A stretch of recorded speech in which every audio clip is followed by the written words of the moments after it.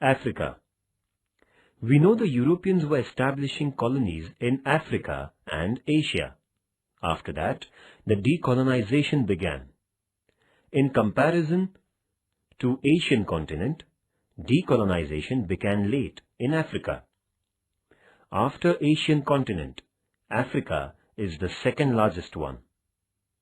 African continent was known as unknown continent during 18th century in the history of the world because of its thick forests, vast lakes and deserts. The area of this continent is 3,277,135 square kilometer. History divides it into two parts, that is, religious and ethnic. The continent is divided into two parts due to the Sahara Desert. Both the parts of this desert are not in contact due to its remoteness. Hence, there are differences between two parts in the fields of culture, religion, and political background.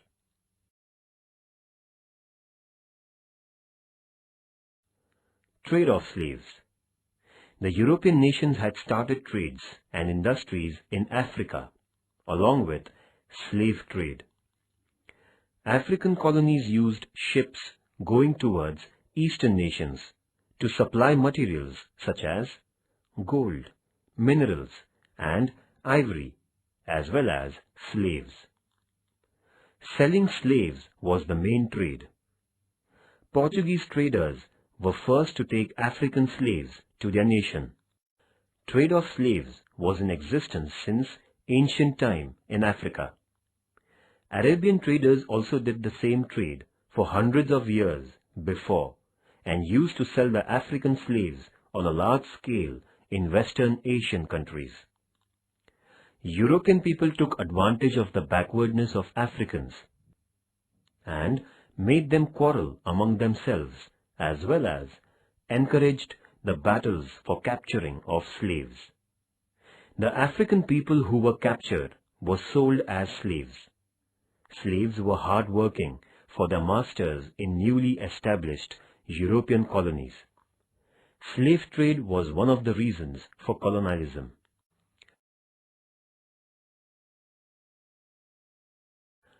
Inhumanity, cruelty, and injustice were behind the slave trade.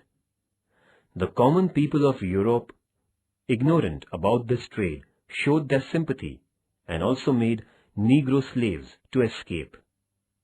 The movements started to prohibit slave trade. In America, law was passed against it and slaves were released. Though slavery system was prohibited in America, it was not prohibited in Arabian countries. The trade of slaves was still existing in Arabian countries. British established their power over the regions of Nyasaland and Uganda and completely closed way of Arabs to obtain slaves. Thinkers during the period of Martin Luther King and Nelson Mandela themselves spent their lives to root out slavery system and racial discriminations.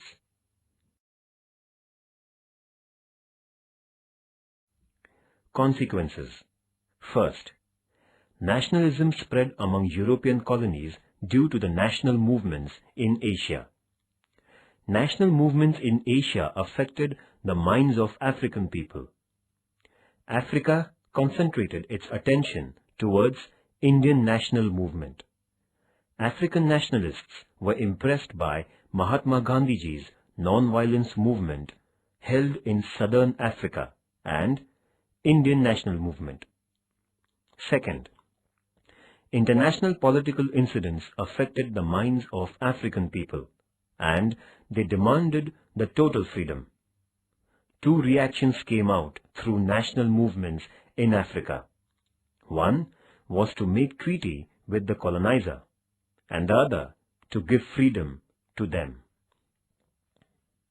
That's why India, Brahmadesh, Sri Lanka, etc. nations from Asian countries received freedom, and second was that France, Holland, Portugal, etc. spoiled national movements. Hence, Ghana, Rhodesia, Kenya, etc. nations obtained freedom very late.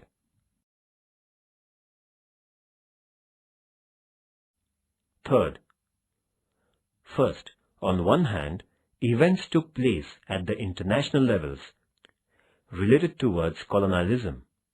Second, on the other hand, the European nations became weaker and weaker due to participation in the Second World War. Third, after the Second World War, national movement against colonialism became more active, and England was unable to resist it. England released its colonies which were under its power in Africa and Asia. At the same time, France, Holland, Portugal, etc. tried to resist their colonialism by suppressing national movement. National movements were spread in Asian and African continents, and the events took place in the world related with emancipation from colonialism. Under pressure of international thoughts against colonialism, Western countries had released the colonies which were under their power. Thus, the process of decolonization was completed.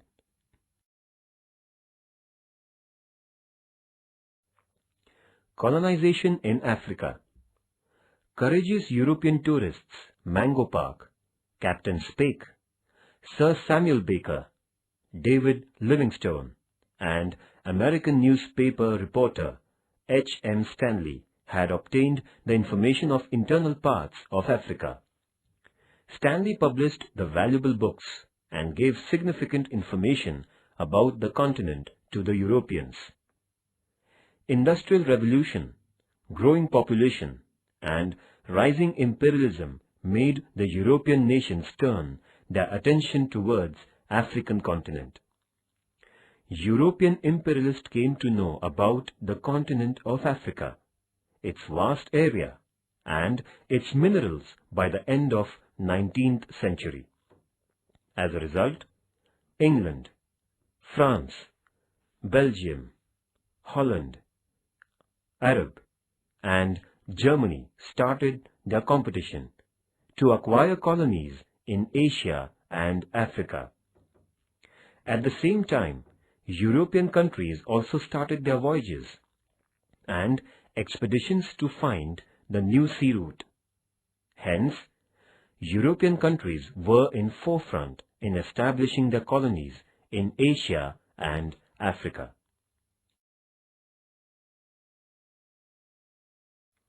First, Belgium. Belgium was the first nation to concentrate its attention on Africa.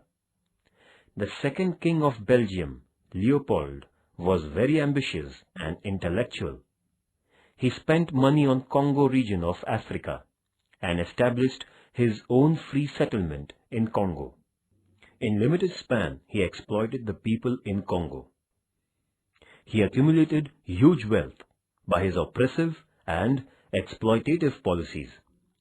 In 1908, the Legislative Council of Belgium took over the region of Belgium from Leopold's authority and power, and the region was known as Belgium Colony. Thus, the first European colony was established in Africa.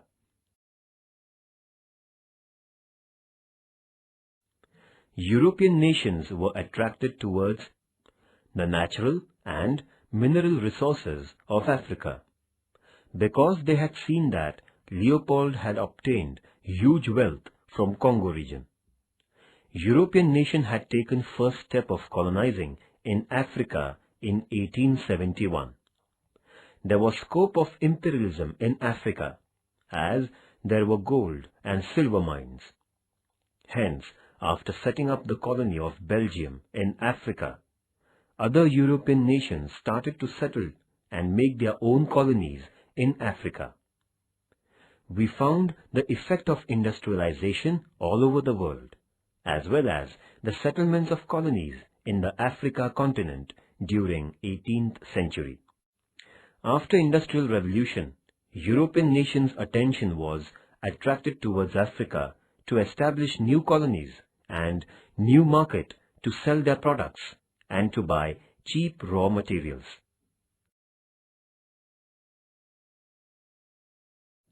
First, the rise of middle class. All colonial powers established the educational institutions to give education and to make use of them for administration. Europeans tried to force the colonies to follow their culture, to accept their religion, and to speak their language. New middle class was formed due to European educational system and with the contact of foreign culture, lawyers, teachers, common man, traders, etc. were included in the new middle class. They came to know about general conditions, European countries, and the concepts like democracy, nationalism, literacy, etc. From this knowledge, they came to know about the critical conditions of economic exploitation, poverty, and slavery system. Second, Portugal and Spain. Portugal was the first European nation which established first permanent colony in Africa on the border of Ghana territory. Portugal empowered over the region Angola and established a new colony on the border of Eastern Africa named Mozambique. Spain established power over the islands which in Guinea coast, some region of Morocco, and some region of Rio de Oro like Portugal.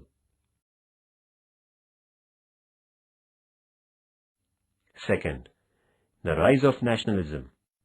The spirit of nationalism was imbibed in African colonies. They began to think about freedom. Thus, national movements were raised in the colonies. The process of decolonization had begun late in Africa than Asian continent. They needed more time for decolonization, almost up to the end of 20th century. The main reasons were its natural resource separation among many castes, subcastes of African society, and weaker national movements, and late received Western education. At last, national movements led them to get their freedom.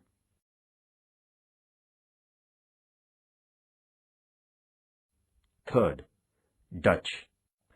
Dutch people established supply center at Cape Town, in southern part for the ships, which were going towards east. Then the center was converted into a large colony. Dutch established their colonies in Orange Free State as well as Transvaal.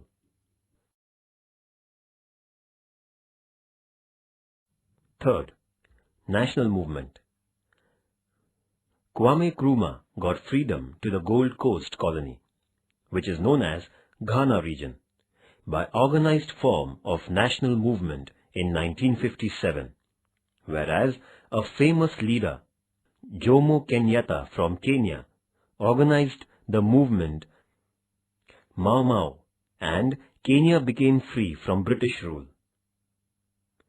Robert Mugabe's Patriotic Front Party fought against British and obtained freedom to the nation West Rhodesia, now known as Zimbabwe. Nelson Mandela fought a long battle in South Africa against colonialism and discrimination of colors and ethnic group. By the end of 20th century, all colonies in Africa became free. Fourth, French. France established and brought under their power the important colonies like Senegal and Gabon at the western border of Africa. After that, French brought under their control the region of northern Congo, and in 1883, France joined Ivory Coast to their reign. France declared Port Nova region as safety region. France challenged Portugal and brought under their control Dahomey region, which was at western side of Nigeria. By 1914, French brought under its control and power the region from Sahara Desert of North-South Africa to West Ivory Coast and up to French Guiana.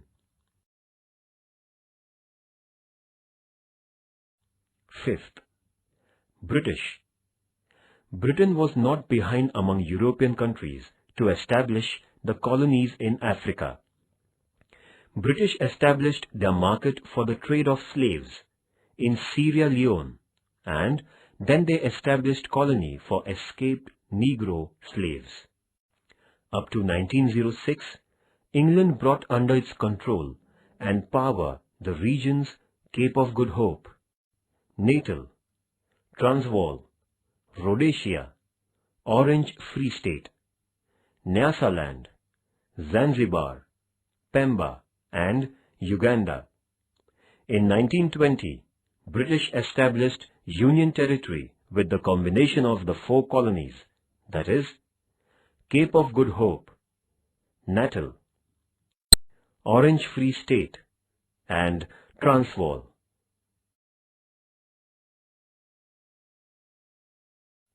Sixth, Germany. Like Britain, Germany too established its colonies in Africa. After integration, Germany participated in the competition of colonization. Chancellor of Germany, named Bismarck, established its first colony in West North Africa through his trade policy in 1883.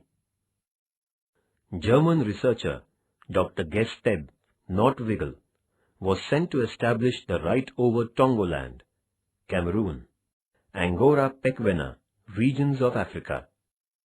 By the Treaty of Self-Defense between Germany and Negro King, Germany established its right over Africa. Then the region was known as Tongoland. After some years, Germany established its right over West South Africa, and in 1884-85, in Berlin Conference, Germany's power over the colonies like Tongoland, Cameroon, and Southwest Africa, etc., were granted.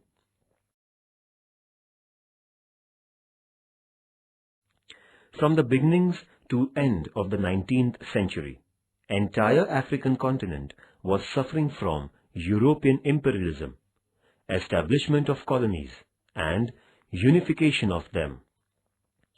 Division of African continent had begun from the beginning of 19th century, and it was divided among European countries during the next 100 years. Since beginning of First World War to the ending of the Second World War, African continent was under the power of European countries.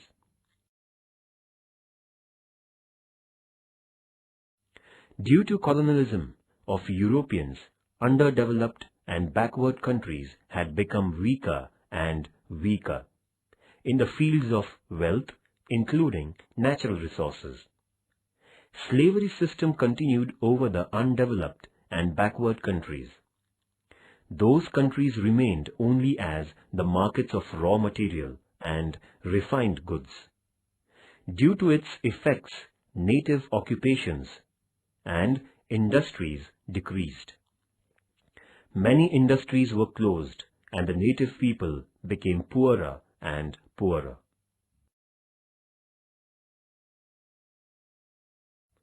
The European countries tried to force native Africans to accept their culture and religion.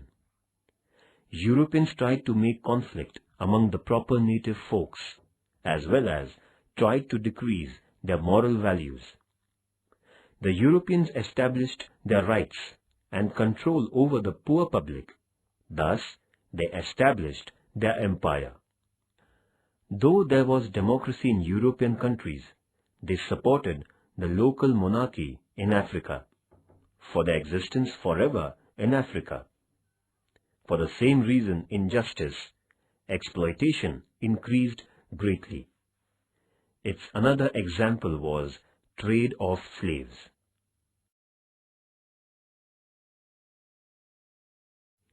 Decolonization of Africa.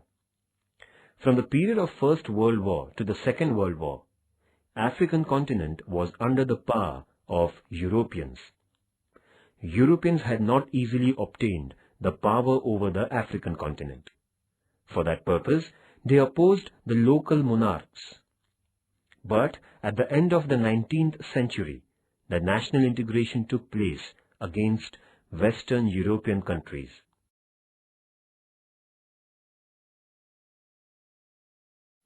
Conclusion. The continent was known as unknown continent has now completely changed. Free nations accepted the new thoughts, and this continent's darkness had disappeared forever. An Africa continent began to develop.